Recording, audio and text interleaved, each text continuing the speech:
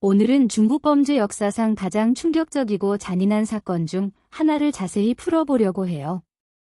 이 사건은 1990년대 중국 시안 지역을 공포의 도가니로 만든 왕원밍 연쇄 강간살인 사건인데, 단순한 범죄를 넘어선 극도의 변태성과 사이코패스적 잔혹함으로 유명하죠. 중국 건국 이래 최대 규모의 강간살인 사건으로 기록된 이 이야기를 마무리까지 하나하나 파헤쳐 보겠습니다.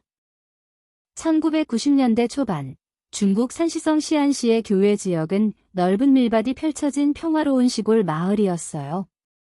과수원이 빽빽한 풍경 속에서 사람들은 매일 아침 해가 뜨면 일어나 농사를 짓거나 작은 공장에서 일하며 소박한 삶을 이어갔죠. 여성들은 자전거를 타고 출퇴근하고, 아이들은 마을 길을 뛰놀며 웃음소리를 내고, 노인들은 문 앞에서 차를 마시며 이야기를 나누는 그런 일상적인 풍경이었어요. 그런데 이 평화로운 마을에 보이지 않는 어둠의 그림자가 드리우기 시작했어요. 그 어둠의 주인공은 바로 왕원밍이라는 남자였어요. 왕원밍은 1957년 2월 26일, 리아오닝성 가이저우시 홍치 만족향 만수산촌에서 태어났어요. 만주족 출신으로 초등학교 3학년 때 공부를 포기하고 학교를 그만둔 그는 어릴 적부터 싸움질을 좋아했으며 공부에는 전혀 관심이 없었어요. 그의 어린 시절은 가난과 폭력으로 점철됐는데 아버지는 가정을 제대로 돌보지 않았고 왕원밍은 자연스럽게 사회의 어두운 면에 노출됐어요. 성인이 된 그는 1981년 24세 때 이미 여성 강간 혐의로 5년형을 선고받았어요. 복역 중에도 그는 본성을 드러냈죠. 또 다른 여성을 강간해 추가로 19년형을 받았지만 1986년에 교도소 병원에서 쇠창살을 톱으로 자르고 탈옥했어요. 전국 수배범이 된 그는 몇 년간 숨어 다니다가 1990년에 시안으로 도피해 큰형 왕안성의 과수원에서 일하게 됐어요. 형은 그의 과거를 알면서도 숨겨졌고 심지어 과부 손 씨와 결혼시켜 드릴 사위로 살게 했어요. 그들은 아들 하나를 낳았고 왕원밍은 낮에는 과수원 노동자로 위장하며 평범한 삶을 가장했죠. 그러나 그의 내면은 여전히 뒤틀려 있었어요. 아내와의 부부 생활에 불만을 품은 그는 결국 사회에 대한 복수라는 명목으로 범죄의 길로 들어섰어요. 이 사건의 첫 희생자는 1992년 6월 2일 시안 얀타구 위화자이에서 발견된 18세 소녀 왕잉잉이었어요.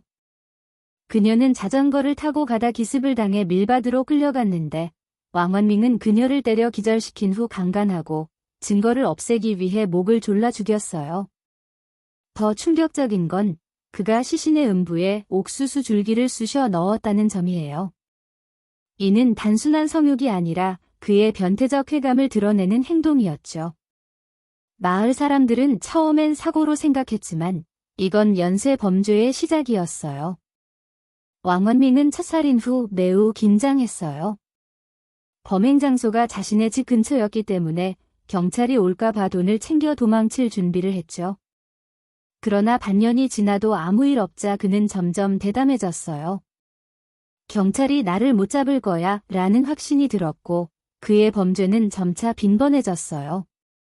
1992년 첫 살인 후 왕원밍의 범죄는 서서히 늘어났어요. 1993년부터 1994년까지 시안 주변 지역에서 7건의 유사한 강간 사건이 발생했으며 그중 5명이 살해됐어요. 피해자들은 대부분 18세에서 25세 사이의 젊은 여성이었지만 그의 타겟은 나이에 구애받지 않았어요.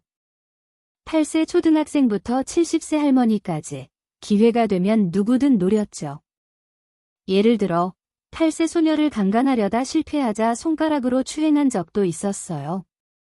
그의 범행 수법은 일관됐는데 주로 마을 근처 밀밭, 공중화장실 또는 피해자 집안에서 기습 공격을 했어요. 그는 뒤에서 때려 기절시킨 후 강간하고 목을 졸라 죽이거나 돌로 때려 죽였어요. 더 잔인한 부분은 일부 피해자의 음모를 불로 태우거나 나뭇가지, 옥수수 등을 질해 삽입한 거예요. 이는 단순한 성범죄가 아니라 극도의 사이코패스적 행위로 전문가들은 왕원밍이 정신적 병리학적 문제를 가지고 있었다고 분석했어요. 1995년부터 1996년까지는 범죄가 더 잦아졌어요. 6건의 강간 중 3명이 살해됐으며 마을 사람들은 소문으로 변태 살인마가 있다고 수군거렸지만 초기 수사는 별다른 진척이 없었어요. 시안은 인구 1,000만 명의 대도시였지만 이런 잔인한 사건은 드물었죠. 범인이 마을에서 불과 100m 떨어진 곳에서 범행을 저지른 건 그가 주변 환경에 완벽히 익숙했기 때문이에요. 그는 상습범으로 경찰을 우습게 알았어요. 내가 잡힐 리 없어 라는 오만함이 그의 범죄를 부추겼죠. 이제 사건의 절정으로 넘어가요. 1997년부터 범죄가 폭발적으로 늘었어요.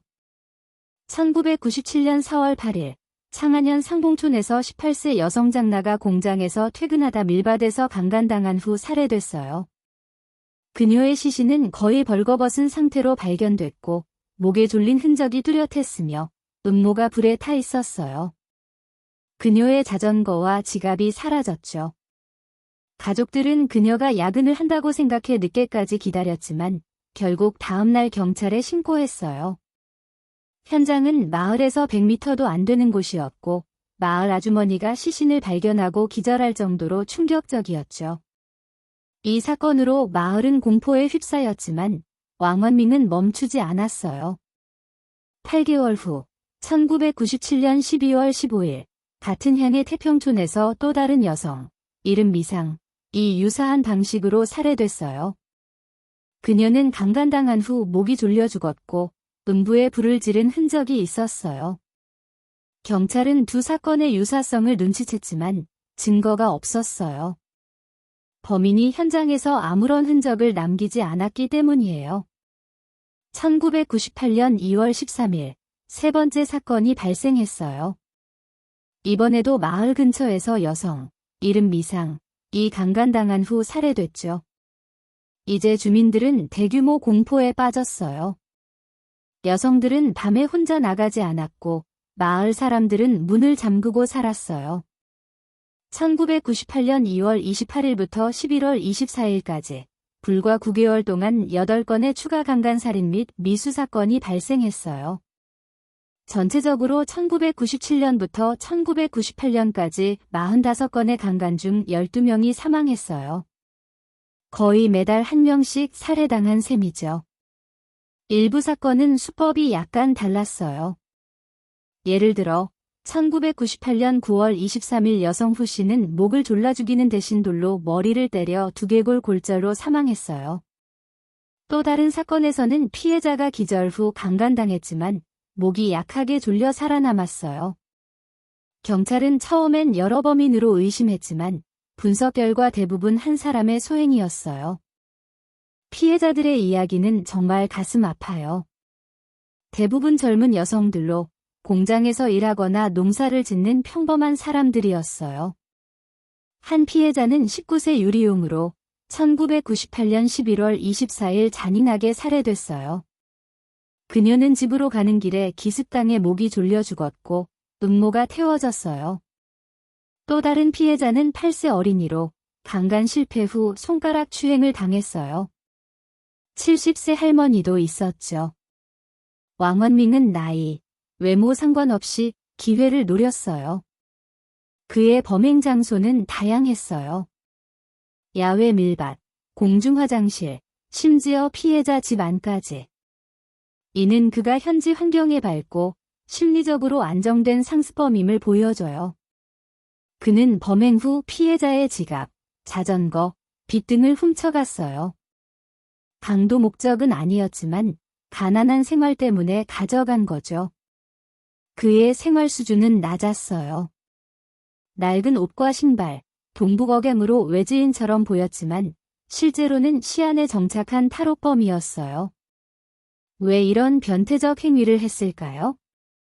왕원밍은 자백에서 성욕 불만과 사회에 대한 복수라고 말했어요. 그는 복역 중 모범수로 위탁 노동을 했지만 다시 범죄를 저질렀어요. 탈옥 후 시안에서 새 삶을 시작했지만 내면의 어둠을 억누르지 못했어요. 전문가들은 그를 사이코패스로 진단했어요. 단순 성욕이 아니라 죽음과 파괴에서 쾌감을 느꼈죠. 피해자 중 절반은 죽였고 나머지는 죽이지 않았어요. 이는 인자함이 아니라 얼굴을 보지 못하거나 죽었다고 착각한 경우예요. 그는 피해자가 자신의 얼굴을 보면 무조건 죽였어요. 경찰은 1997년 사건 급증으로 전담팀을 꾸렸어요. 1000명 이상의 경찰이 동원됐고 사건을 철저히 분석했어요. 생존 피해자들의 증언이 핵심이었어요. 1998년 11월 1일 피해자 E씨, L씨는 범인을 봤어요. 그녀는 키 작고 마른 체형, 뾰족한 입, 강한 힘, 낡은 옷, 산시 동남부 강원이라고 했으며 어디서 본 듯한데 기억이 안 난다고 덧붙였어요. 경찰은 몽타주를 만들고 사건 현장 부근을 샅샅이 수색했어요. 첫 용의자는 송간핑이었어요. 그는 가마 공장 노동자로 1998년 11월 13일 슌양에서 체포됐어요. 그는 6건 강간을 자백했지만 살인은 부인했어요. 그는 여성들을 기절시켰지만 죽이지 않았다고 주장했으며 알리바이와 DNA 검사로 무죄 판명됐어요. 다음 용의자는 장위핑이었어요. 제보에 따르면 9월 23일 사건 현장 근처에서 머뭇거렸어요. 그는 성질 급하고 여성 성추행 전력이 있었죠. 사건 후 갑자기 도망쳤어요. 경찰은 비밀 수사로 1998년 11월 19일 그를 체포했어요. 그는 9월 23일 살인과 한 건 강간, 택시 기사 살해를 자백했지만 다른 사건은 부인했어요. DNA로 확인됐어요. 이 두 사람이 잡혔지만 진범은 여전히 자유로웠어요. 수사팀은 과거 사건을 재조사했어요. 1992년부터 총 60건 강간, 21명 사망.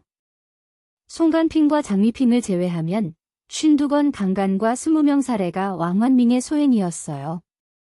수사팀은 건국 이래 유일무이한 대형 사건이라고 느꼈어요. 압박 속에서 그들은 생존자 증언을 모았어요. 한 생존자 시루는 1998년 한밤중 3륜차를 타다 기습당했어요.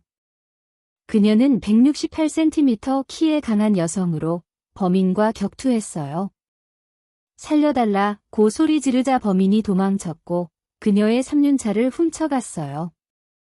시루는 경찰에 40대 중반, 수염, 초라한 옷, 동북 억양, 엄청난 힘이라고 증언했어요. 다른 생존자들도 비슷한 설명을 했어요. 수사가 반복되던 중 사건은 뜻밖의 해결을 봤어요. 시루는 사건 몇 달 후 현장 근처 길가 풀숲에서 왕완밍을 발견했어요. 그는 사냥감을 기다리듯 담배를 피우고 있었어요. 그녀는 즉시 파출소로 달려갔고 경찰과 민병대가 출동해 그를 포위했어요. 1998년 12월 13일 왕완밍은 도망치려다 민병대의 봉에 맞아 생포됐어요. 처음엔 가짜 이름과 주소를 댔지만 며칠간 신문, 당시 고문 가능, 후 실토했어요. 집 수색에서 피해자 자전거, 지갑, 3륜차, 빚 등이 나왔어요. DNA 검사로 확정됐어요. 왕완밍은 52건 강간과 20명 살해를 자백했어요. 그는 아내와의 성생활 불만으로 시작됐다고 했으며 첫 살인 후 긴장했지만 잡히지 않자 대담해졌어요. 1997년부터 1998년까지 거의 매달 범행했어요. 법원은 그의 형왕한성을 범인 은닉죄로 6년형 선고했어요. 왕완밍은 1999년 사형 선고받고 총살 처형됐어요. 처형 현장에 2만 명 모여 환호했으며 일부 피해자 가족은 벽돌을 던지려 했지만 경찰이 막았어요. 이 사건은 중국 사회를 충격에 빠뜨렸어요. 탈옥범이 7년간 위장하며 범죄를 저지른 건 시스템의 허점을 드러냈죠. 생존자들의 용기와 DNA 기술이 해결의 열쇠였어요. 하지만 20명의 무고한 목숨이 희생됐어요. 여러분, 이 이야기를 통해 안전의 중요성을 다시 생각해 보세요. 주변을 조심하고 이상한 점 있으면 바로 신고하세요. 이 사건처럼 작은 용기가 큰 변화를 만들 수 있어요. 오늘 이야기 어떠셨어요?